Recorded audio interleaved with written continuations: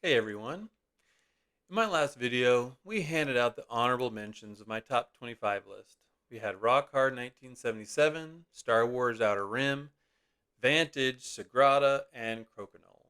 Today, the real countdown begins. My top 25 favorite board games, starting with numbers 25 through 21. Now, every game on this list can be played solo or with friends. Each one is still very easy to find at retail, and every one of the games on this list has earned a spot for a reason.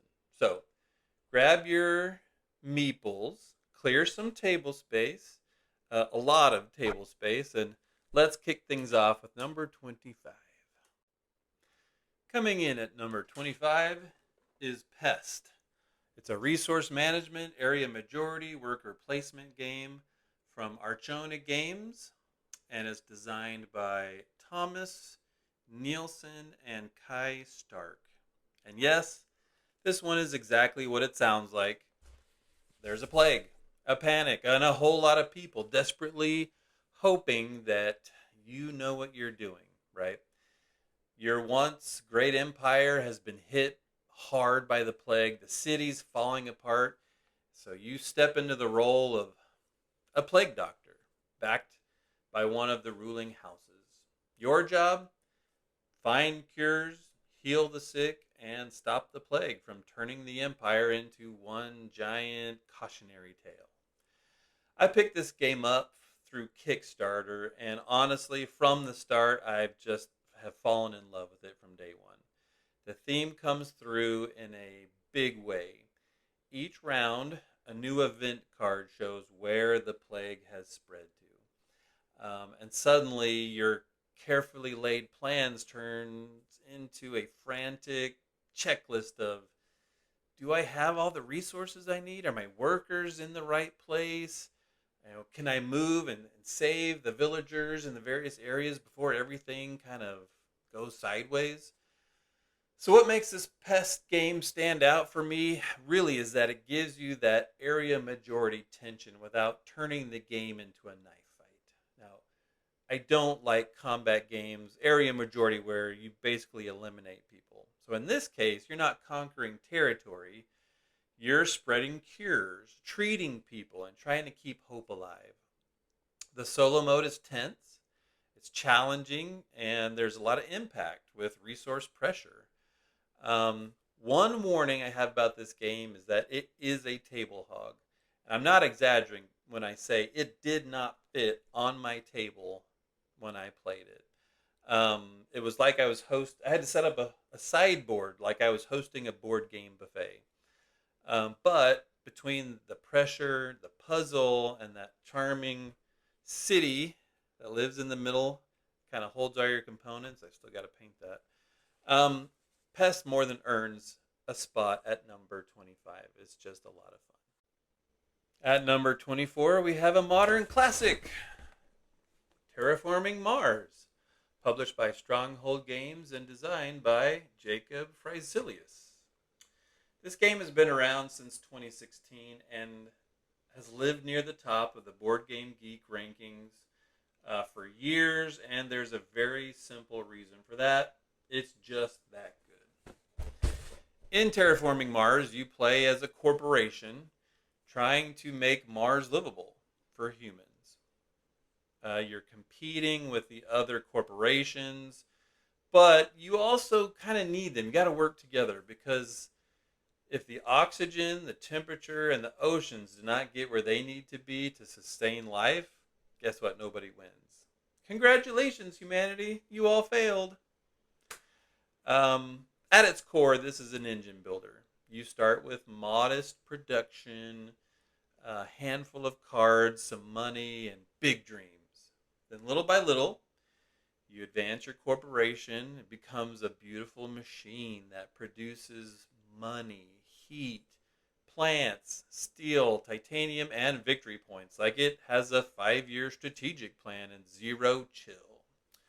The rules are surprisingly easy to teach. The symbols on the cards make a lot of sense, and the game scales great from solo to 5 players. True solo is brutal, in the best way because you have to terraform the entire planet by yourself before all the time runs out. I fail often, in fact, very often, but that just makes the reward of winning feel incredible. Terraforming Mars is a classic for a reason.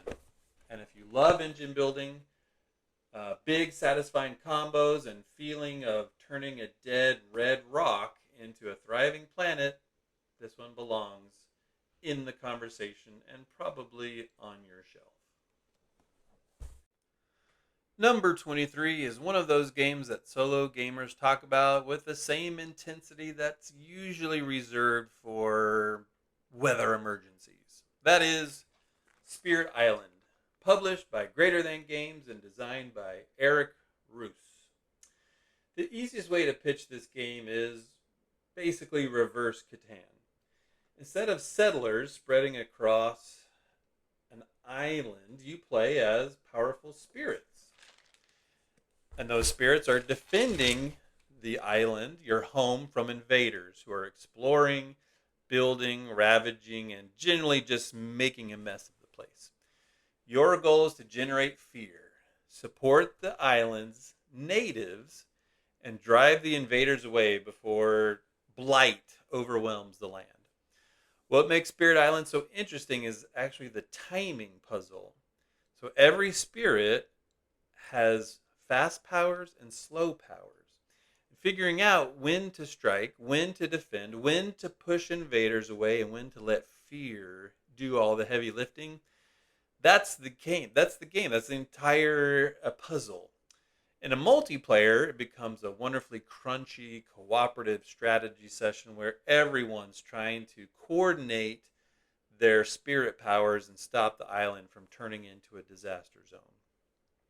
For solo players, I would recommend, at least early on in your journey, playing two-handed with two spirits.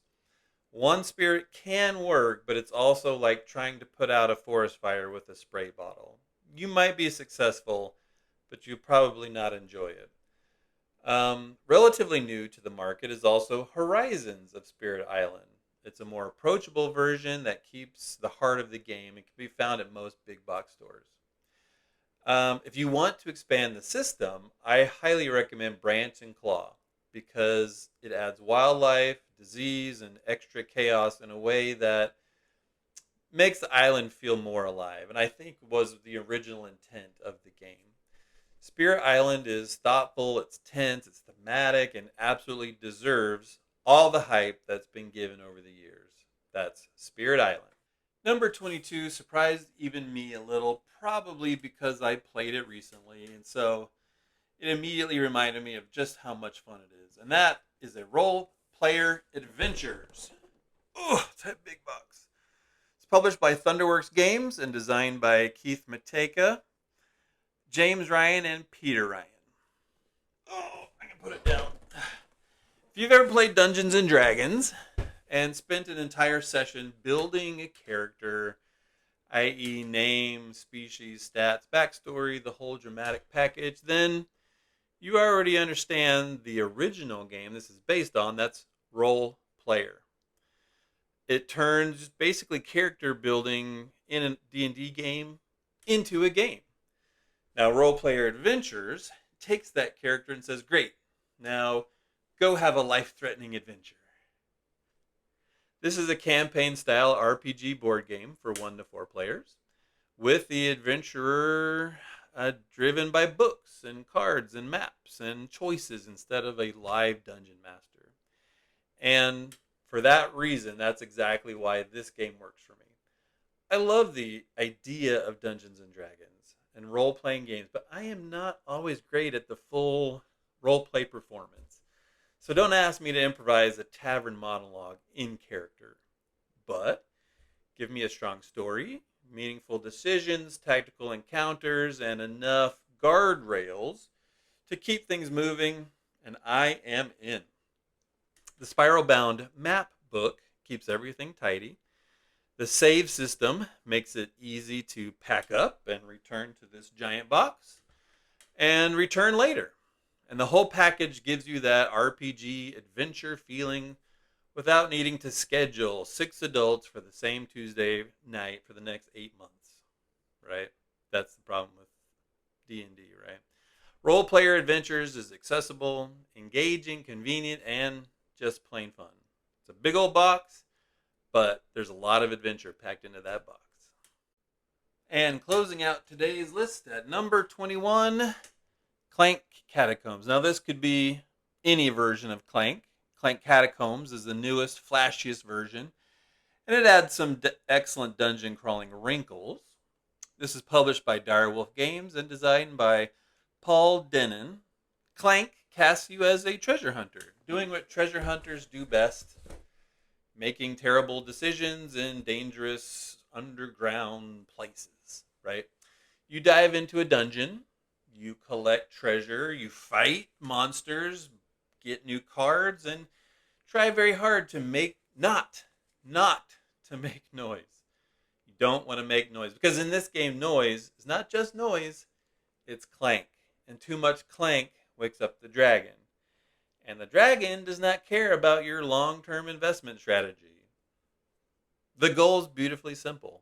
Get in, grab something valuable, and get out before the dragon makes you part of the dungeon decor, right? Pretty simple premise. And this is a simple deck builder. It's classic. Everyone starts with the same cards. You use those cards to move through the dungeon, buy new cards, combat, monsters in the dungeon.